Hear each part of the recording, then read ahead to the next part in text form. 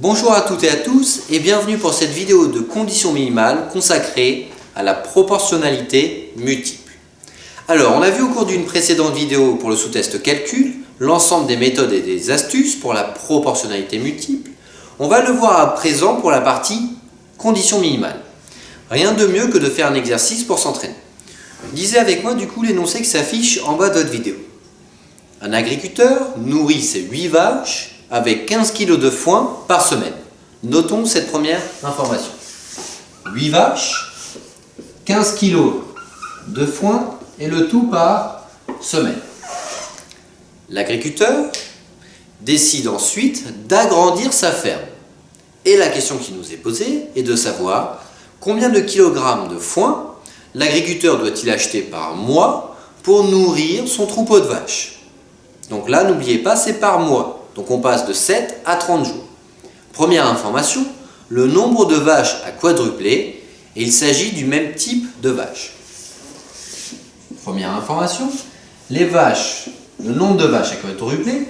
Donc on est passé de 8 à 32. Concernant la durée, on est passé de 7 à 30 jours. Et enfin, de 15 kg à une valeur X que l'on doit chercher.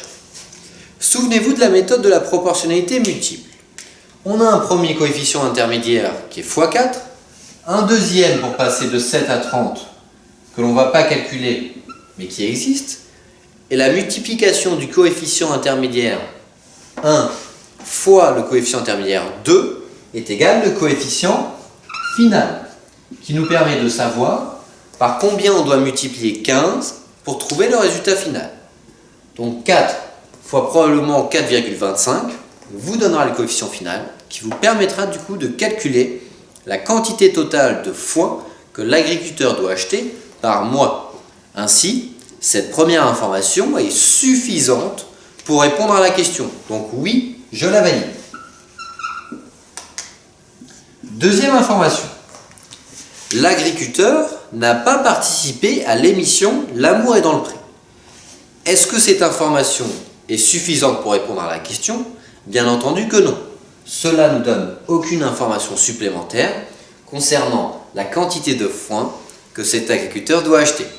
Ainsi, je ne valide pas cette deuxième information. Et je réponds non. En résumé, seule l'information numéro 1 me permet de répondre à la question. Réponse A. Donc j'espère que cette vidéo concernant la proportionnalité multiple vous aura été utile. N'hésitez pas du coup à regarder nos autres vidéos de tâches mages. A très bientôt et bon courage.